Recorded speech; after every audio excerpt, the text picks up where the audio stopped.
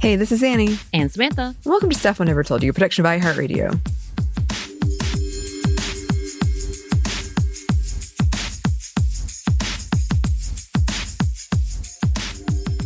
And for our activists around the world, I thought we would extend from our Monday Mini. And if you're listening chronologically, which would be amazing, and you deserve an award, this will make sense. If not, take a minute to go listen to it. But we are talking about Bishop Mariann Budde.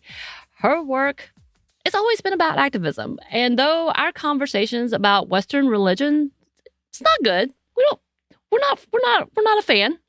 Yeah. Typically, we definitely wanted to take the time for those who do what they are called to do and actually speak up and speak out and love their neighbors. So we wanted to take the time to talk about Bishop Budde and her works thus far.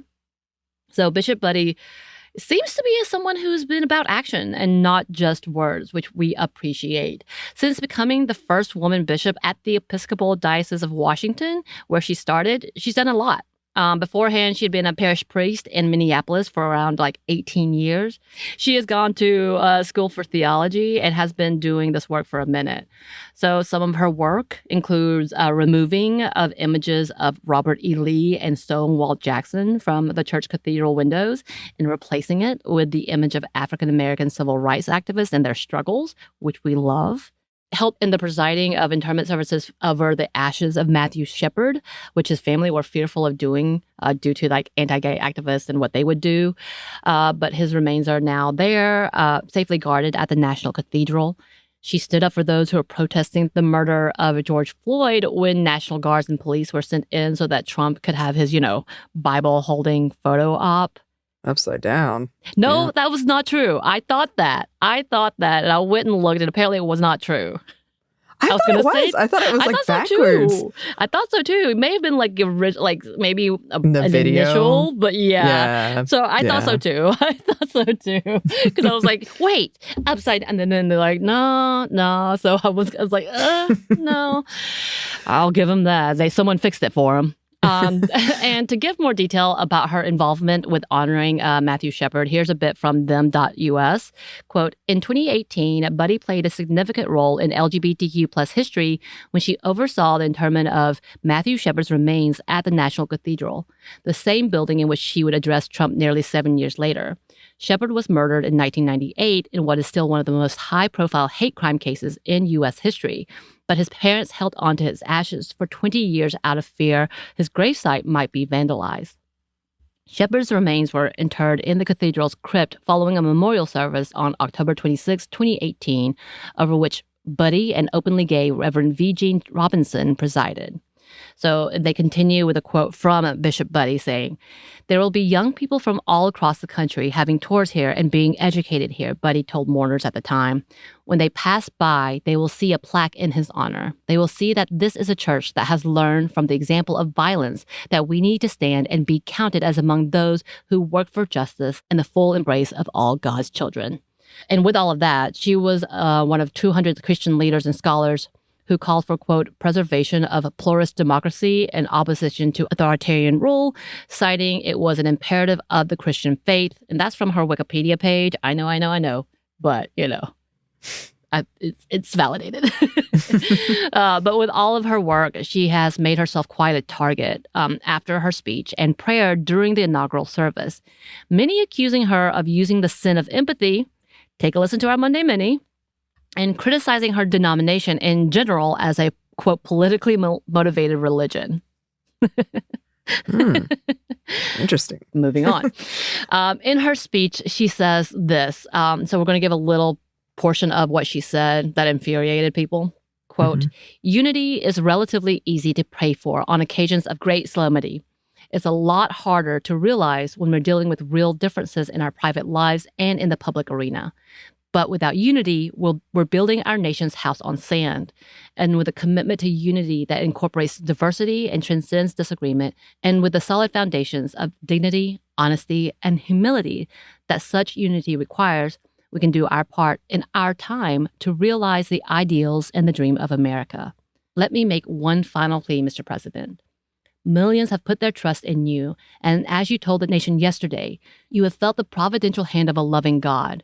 In the name of our God, I ask you to have mercy upon the people in our country who are scared now. There are gay, lesbians, and transgender children in Democratic, Republican, and independent families, some who fear for their lives.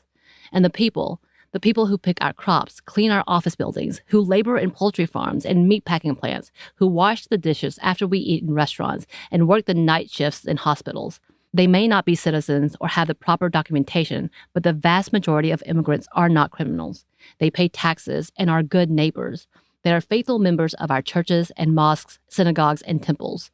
I ask you to have mercy, Mr. President, on those in our communities whose children fear that their parents will be taken away, and that you help those who are fleeing war zones and persecution in their own lands. May God grant us the strength and courage to honor the dignity of every human being, to speak the truth to one another in love, and walk humbly with each other and our God for the good of all people, the good of all people in this nation and the world.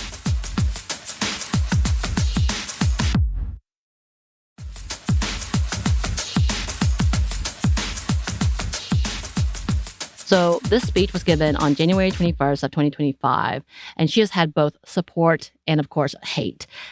Nowhere in that speech is she telling them gay people are right or wrong. Nowhere is this speech saying that this is a sin or not sin. All she is asking for is humanity, and people lost their damn minds.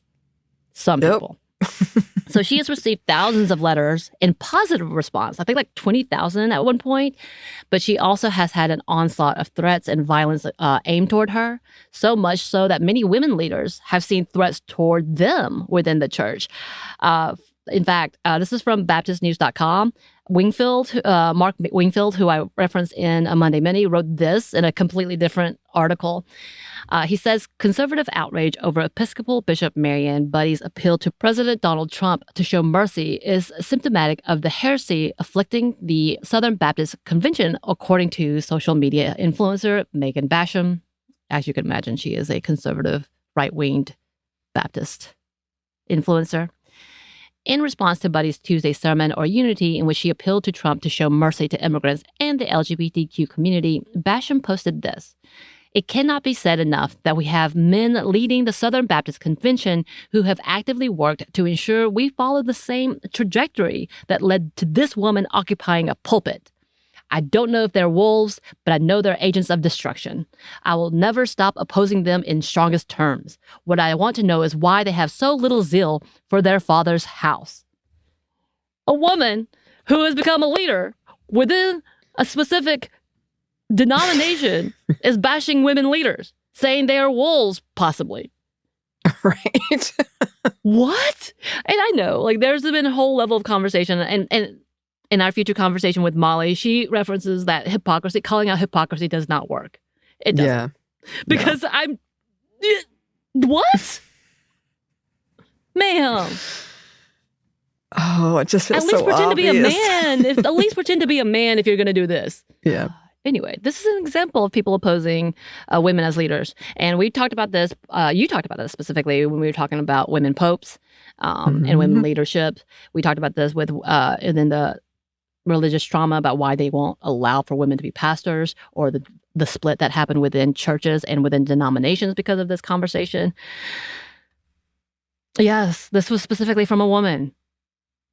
And she used this conversation from Budde, who only said, please be nice, please be thoughtful, kind, please be human, to weaponize it and saying, this is why women shouldn't lead. This is why women shouldn't be a pastor. Because women are susceptible to the sin of empathy. Yes. We might actually care about things, our people. Oh, no. Oh, no. Terrible. And of course, Trump was not happy. Here's a quote from NPR about his reaction. Quote, Trump criticized Budde's remarks, writing after midnight Wednesday morning on his Truth Social platform, quote, the so-called bishop who spoke at the National Prayer Service on Tuesday morning was a radical left hardline Trump hater. She brought her church into the world of politics in a very ungracious way. She was nasty in tone and not compelling or smart.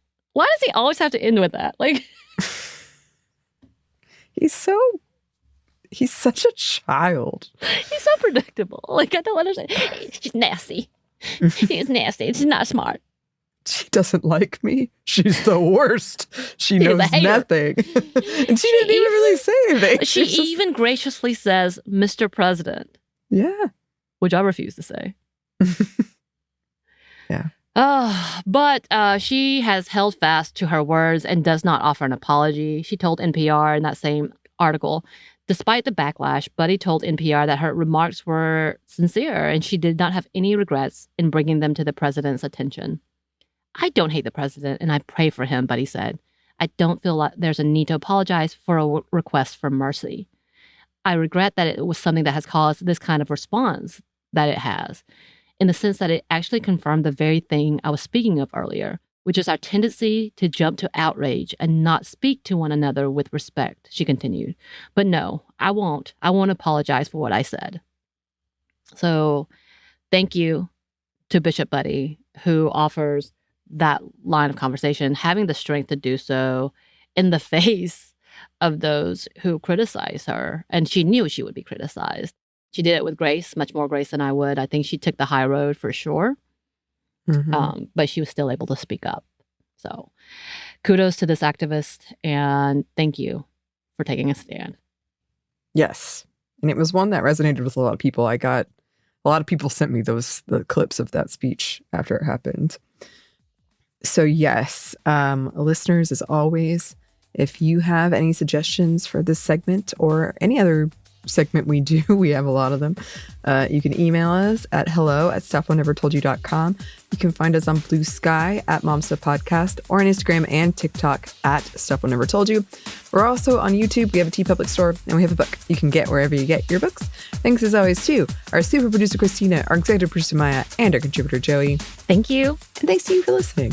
Stuff One Never Told You is a production by iHeartRadio. For more podcasts from iHeartRadio, you can check out the iHeartRadio app, Apple Podcasts, or wherever you listen to your favorite shows.